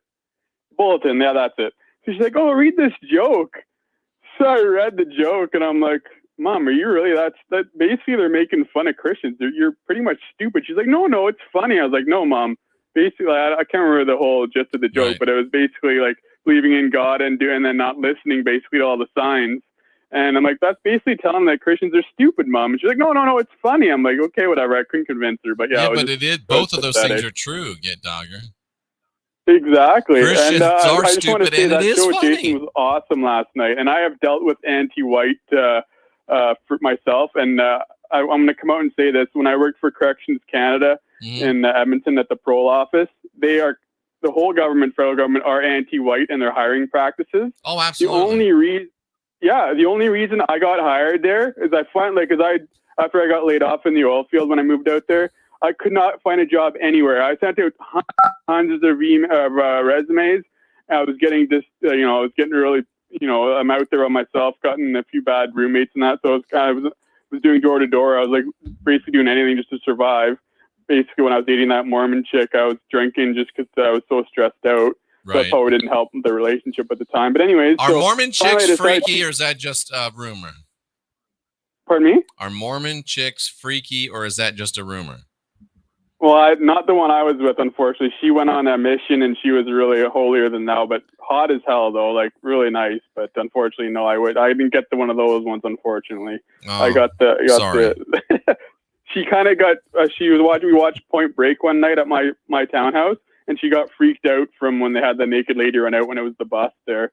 So yeah, she was kind of a little off sometimes. But why did you break up with her? Why did you guys break up? Probably because I was drinking, deal with my stress, and she didn't like that. So. Oh, well, you know what they say: the worst thing you can do if you're gonna take Mormons fishing, you got to take at least 2 of them. Because if you only take one, he'll drink all the beer. Well, there you go. That's good to know for the next time. But yeah, so basically what I was trying to say is that for the anti-white, the way the Corrections Canada and all government is, basically they'll hire everybody. So it's like Native Canadians or Americans are first, and then any kind of one female, and then obviously any immigrant or anything other than white, obviously. Yeah. And the last possible bottom, right at the bottom, is white male, because when I got hired there, the only reason I got hired because I had a disability. That's the only reason I got hired there. And the other guy the other white gentleman that was with, he had to be in his 60s. Wow, 50s. so he was that was the only other white male there. So that just goes to show you, like, there is not only nepotism, but it's just pure anti-white at the federal government. And of course, Get Dogger, you know that Canada's most common red wine is "Give us back our land." Yeah, that's bad, but it's funny. It's Late Night in the Heartland. You're live with Jeffrey Daugherty. Hey, good show tonight, Jeffrey. Thank you. What's up? Hey, nothing, man. I just wanted you were not too hard on that lady at all. Oh, thanks.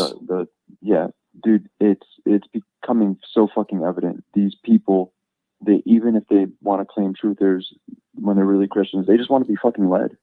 They do. Whether it be to slaughter or to fucking jubilee, whatever they want to fucking do. They don't even know.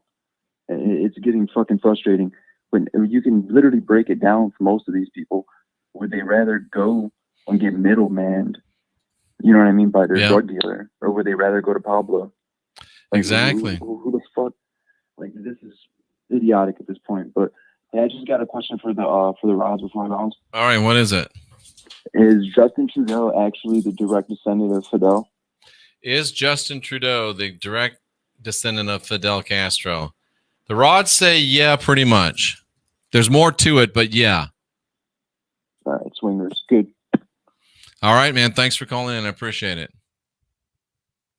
And we have an open line, 913-279-0831. 913-279-0831. Another text message says, was the Bible written by AI? They seem to cross-reference each other extraordinarily.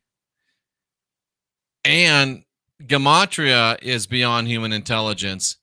Is it all channeled info? Any comments? Yes, yes, and yes. I would agree with you 100% on that. And I'd say it's a really good insight. Stacy sends me a picture of Robert Pattinson shape-shifting. Why you want to do me this way, Stacy? You know, I don't believe, I've always said, and this is me trying to be, I've always said there's no fucking way that these reptilians have been on Earth for all this eternity, and all of a sudden they're going to get tripped up by a $395 webcam that some dumb bitch bought from Walmart. But because it's Stacy, I'm going to go ahead and roll the film, and we're going to look at it, and we're going to do this under fair use. So we're going to comment, we're going to look at this, and we're going to see this Robert Pattinson shape-shifting. I got to say, I like the hair. He always had a strong do. I don't know if I'm buying him as Batman, but anyway, so should we do the sound? Let's don't do the sound. Let's just watch. Oh, it's 7 minutes. Damn, I can't play 7 minutes of it. He better start shifting early or I'm out. But here's Robert Pattinson doing some Robert Pattinson stuff. Where's the shape shifting? Oh, shit. Oh, shit. Oh, shit. He's like, my shit's coming undone. And that's an expensive, like, it looks like they're shooting on film. That's not even video. That's film. So this interests me a little bit more because, folks, we're looking at film here. This isn't video from what I can tell. I'm not an expert, but this looks like it's film, not video. Look at that. Oh, shit. He didn't even comb his hair. He might have had a rough night. This might have been when that bitch in the background was fuck. Oh! Oh! Oh, shit! Something on your face, Robert! Robert, wipe your shit off. Other side, other side. Holy shit. Let's see what this brother's saying right now. Is he like, oh, I'm melting? And they're all very eloquent and very, very on the ball emails. They're not like crazy people who they're not nuts. I didn't know he talked write in like like that. text message speak. They're all very. Dude, look at that shit. They're all kind of they're on it. He's on film. Are you excited about it? Are you proud? I mean, do you think if you're going to have something this big and this talked about, how do they not see this? Yeah, no, I mean, it is crazy. It's like, I mean, I'm so totally unexpected. But, and I mean, even when I was shooting, oh my God, Stacy, you're fucking with my head right now. Did you think it was going to stink? No, not in terms of like the quality of it, but I mean, just him. in terms of the size. I mean, it wasn't even a very big budget. And I just kind of thought, when it started getting that's some shit hype, right there. You know, I just thought it was a kind of vampire love story. But then it just snapped out. Like, I don't know. Famous in the movie. I don't know. Yeah, I We're just going to thought, go like, ahead and let's look for some more of that shit happening. Bro, something on your eye. Somebody get that bitch a napkin. Wow, look at that. I don't know how to explain this one. This is pretty convincing. I'm sorry. Look at, there he goes again. Look at this. I wonder if this shit is photoshopped. I'm starting to say this shit's photoshopped now. Oh, he wiped it off. I told you he needed a napkin. See? Damn, girl. All right. I have to admit that one's pretty good. That one's pretty damn good. Wow. That one's pretty damn good. Whoo. Anyway. It's late night in the Heartland. You're live with Jeffrey Daugherty. So I can tell you right now that Uncle Ted Nugent out of Detroit also is the same species as Mr. Edward Cullen we just Ted saw. Nugent? Yes, he is. I got him on video, man. Cat scratch fever. Wasn't that Ted Nugent? Yes. Ted, for real. Oh my God, this is some serious shit. So you think crazy. that Pattinson thing was his shit was really shifting? Yeah, because I caught Ted Nugent doing the exact same thing a few years ago. When he wiped his face, I'm like, shit. And it went away. Wow. Yeah, so you're saying him and Nugent are the same species?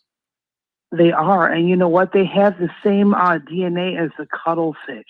Cat scratch fever. Wow. Dude. Yeah, they have the same DNA as the cuttlefish. Lisa says she saw him back in Toronto in the day. Was it an intimate encounter, Lisa, or did you just happen to see him? Dude, what that Delaney? I encountered one in 2006. Me and Rick were walking up the street going towards Walgreens on State Street in Madison. And we see this guy. He looked Latino, but he had the most striking ocean blue eyes. He winked at us, okay? Ooh. So we go into the store. He's walking past us, going up to the Capitol. We're going away from the Capitol. We go into Walgreens, and we go to get in line after we get our stuff. And guess who's in line? Who? The man we saw on the street 2 blocks ahead of us. He fucking teleported and was in the line at the store and winked at us and smiled. He's the alien guy. And I know I have multiple encounters with these people, and they give me the nod. Wow. Yeah, they give you the nod, like the Men in Black, but they're not the Men in Black. They're the good guys. They give you the nod. Dude, what do you call a black man in black? Love you, Delaney. What's up? What's up? There's a bad answer to that question, but we're not going to go there. It's late night in the Heartland. You're live with Jeffrey Daugherty. The phone number is 913-279-0831. We do have a open line. Somebody saw Ted Nugent in Newport. Great. It's late night in the Heartland. You're live with Jeffrey Daugherty. Hey, Jeffrey, it's Bobby G. How you doing, man? Doing great. It's great show, man. For you not wanting to do one. But excellent. Hey, I just wanted to say my son, he was born in Roswell, and no shit. It's just kind of a joke with all of us that he was dropped off by the aliens, and he was dropped off to take care of him. He thinks it's great. It's funny. Yeah. But also with the drugs and alcohol, well, I've had a battle with that most of my life. And, with that lady, I mean, Jesus can't help you. I've been there, done that, got the t-shirt, and you gotta want it, man. You just gotta do it and want it and want to change your life. And just for her, I don't know, tell her that's what you got to do. You can't make anybody do anything. And you just got to want it for yourself. It's hard enough to make yourself do anything, much less get other people to do it. Great call, great encouragement. It's late night in the Heartland. You're live with Jeffrey Daugherty. Hey, Jeff, Dave calling back from the East Coast again. I was just you weren't hard on that woman, but I do understand kind of where she's coming from. I've been listening to you for a while, and you make, hell of a lot of sense. But I'll tell you, the fear part of turning my back on Jesus, turning my back on God. Oh, yeah, exactly. That you've been building, when Santa Claus, when I hit 9, they told me Santa Claus wasn't real, but nobody said that about God. Yeah. You know what I mean? Yeah. So yeah, it's hard to say, geez, I don't know, and you hold on to that little thread going, well, maybe he'll forgive me if I don't give up 100%. That's funny. So, but yeah, I listen to you every night. I listen to you at work. I work overnights, and I've been about going on a year now. And yeah, you got me going on you got me on the ropes where I definitely makes a lot of sense where you're coming from. And well, come on in, brother. The water's fine. I appreciate you listening at work. Make sure that you're safe. It's late night in the Heartland. You're live with Jeffrey Daugherty. Yeah, pretty much. Jeff, how you doing? Excellent. I thought we were going to see the end of the mask until I seen on my television last night. Couldn't believe it. That they're talking about next year, after these people get inoculated the 1 time, 2 times, they're talking about a 3rd inoculation next year because you have to get a booster because they have a new strain of COVID coming out. So that tells me we're going to fucking wear a mask another 3 or 4 years. Oh, yeah. I can't stand this. You know, it's Ronald Reagan, think what you will of him, but he did have a great line. He said, the closest thing to eternal life that we'll ever see on this earth is a government program. So guess what? They are not planning on letting us take these fucking masks off. That's why I'm not putting a fucking mask on. They're going to try to keep it going and going and going. And people are going to get sicker and sicker and sicker. Absolutely. And that's the plan, my friend. That's the plan. Thanks for pointing that out. We need more brilliant people like you saying not only no, but hell no. Ladies and gentlemen, boys and girls, cousins of all ages. It's Late Night in the Heartland. You're live with Jeffrey Daugherty. One question for the rods. All right. Is there a sinister plan? Guns away. I didn't hear you. Say it again, please. Is there a sinister plan about taking our guns away? Oh, yeah. I'll hang up and listen. I say yes, and the rods say yes, hardcore. Thank you very much. You have a good day. You're welcome very much. Thanks for calling. Don't let it be your last time. Wow. Thank you, boss man. I appreciate it. What did old biker say that everybody says exactly? Not Ted. They don't want Ted to be a shapeshifter. They don't want Ted to be an alien. But what if Ted is an alien and he's a good alien? There are some good aliens, ladies and gentlemen. Some good ETs, some good other species. So just because Ted might be one of them black and white striped whatevers, he could still be a good guy, right? He could still be a good guy. But one thing we know for sure is that you don't get cured from your alienness by cat scratch fever. No, you don't. You don't. I don't even know that's the tune. I just remember the song. I wasn't into Ted. Not that I have anything against him. It's Late Night in the Heartland. You're live with Jeffrey Daugherty. Hey, Jeff. This is Ron Bittner from Denver. Hey. Hey, you know, some of these folks, they just need to ask themselves one of these days about Jesus and God and all this. Trust him to let you go and grow up to be big boys and girls. Very well see said. If you want to do it. Very well said. You put a lot of stuff out there for me to listen to over the years.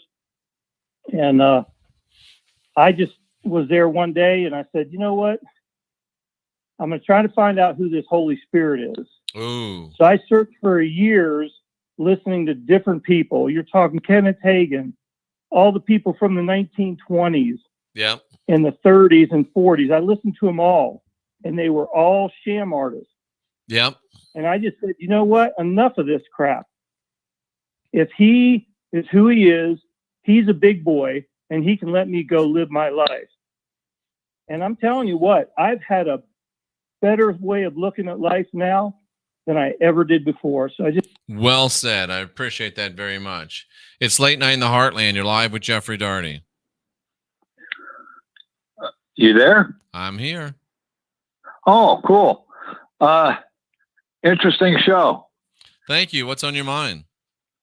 Oh, I got so many things on my mind. That lady you was talking about? Yep.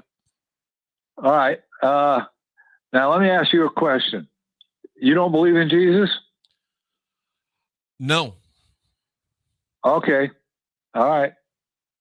Can I ask why? Have you watched this show before? I watched a couple with the Palladians. I think there was one you did with the Palladians. Yeah, I was cool. I was 20. That was awesome. I was a full-time preacher for 20 years, a part-time preacher for another 5, and all of my research showed me that there is no evidence outside the Bible that shows that Jesus was real, and I've proven to myself over and over that the Bible is a faulty, flawed, and forged document. So he's no more real than a character from Mother Goose, Grimm's Fairy Tales. In fact, I have more faith in Dean Winchester than I have in Jesus Christ. Okay, that's good. Can I tell you a little story? No, but I appreciate the call in anyway. It's late night in the Heartland. We're almost done. We got about 4 minutes left. I don't want to hear no Jesus stories. Hell no. I heard 25 years of Jesus stories. I got Jesus up to here. I'm done with Jesus. I should have been nicer. I shouldn't have said no, but no, I don't want to hear a story right now. I really don't. I only got 3 minutes left. I didn't even want to be here. But I'm glad that I showed up. I really am. It's been a great night. You've been a great audience. I broke out the old Elvis Sun, or what is it? Was it Sun? No, Crown Electric. Sun Records, Crown Electric. And I got this at Graceland. Well, actually across the street from Graceland, because they charge like a hundo in Graceland. I got it for $40. Same shirt right across the street. Yeah, if you ever go to Graceland, walk across the street. Everything's cheaper. Everything's cheaper. Problem is, don't go by yourself, because, Elvis had that song, In the Ghetto. Guess where Graceland is now? In the ghetto. Oh, yeah. You got to be careful. You got to be careful with you. Oh, listen to this. Jesus is not done with you. Please keep that in mind. I don't want your be less. Keep your be less. And Jesus is done. Jesus is not real. He's not real. I've proven he's not real. I've proven the Bible's not real. And guess what? I don't want nothing to do with that bitch. Nothing. Do not be less me. I will not let you be less me. See, can we sneak in one more call? Let's see. Late night in the Heartland, you're live with Jeffrey Daugherty. Hi, Jeff. I have a quick question for the Rod. Okay. I want to know, am I an alien? Ask again. Am I an alien? I don't know if you're happy or sad, but the rods say no, you're not. Oh, okay, good. Thank you. You're welcome. Bye. Let's see if we can sneak one more in. Right up to the buzzer. Late night in the Heartland, you're live with Jeffrey Daugherty. Yeah, Jeff, I know you're going to wrap up real quick here. Are you familiar with the church in Sedona, Arizona, the Chapel of the Holy Cross? No. It's built into the rocks. It was commissioned by the Department of Interior. It's a Catholic-ran church, kind of mid-century modern. Okay. I believe it was built in 1956. Up until either the late 70s or early 80s. You could fact check it later on when you get a moment. The depiction of Christ they had was literally like an E.T. Oh, no kidding. No, I'm not shitting you. You're gonna have to look at this when you get off. I will. You don't believe in Christ, but you do believe in ETs. No, that's not what I said. You're putting words in my mouth. That's not true. Okay. Well, could you clarify for us real quick? Well, I clarified it earlier in the show, but I'll go ahead and clarify it again. What I said is that there's a lot of evidence of what people call ETs, extraterrestrials. What I said was, I don't believe that we live on a spinning ball, so I don't believe that they are from other planets. I believe that there are craft, there are entities, there are entities that are from extra territory, which is what extraterrestrial means, or extra lands, but they're not from outer space, because we don't have any proof of outer space, or we don't have any proof, and we don't have any proof for Jesus. Somebody show me some proof of Jesus. Show me some proof of Jesus that isn't from the Bible. Believe me, I have studied it all. I have read it all. There's like 3 little pieces, and they're all shit once you get down to them. I don't have to prove he's not real. You have to prove he is real. And isn't that interesting? Israel is real. Listen, you cannot prove that Jesus is real without using the Bible. And in the words of Get Dagger, let's all give a shout out of praise to Dean Winchester.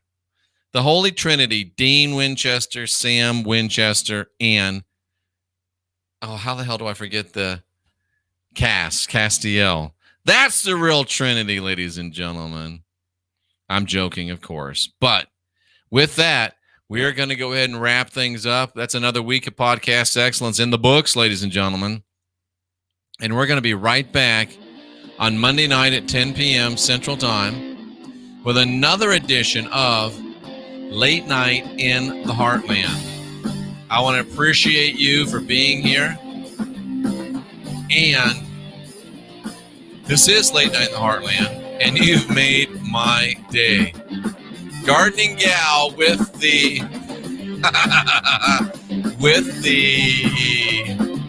quote of the night. I'm going to put this up on the screen.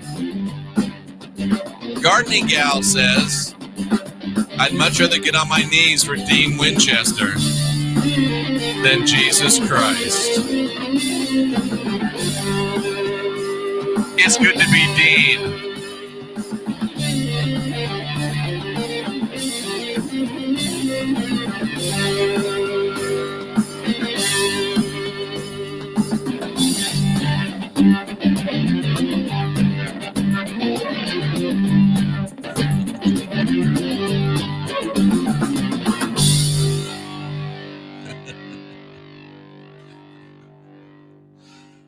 Oh my, that was fun.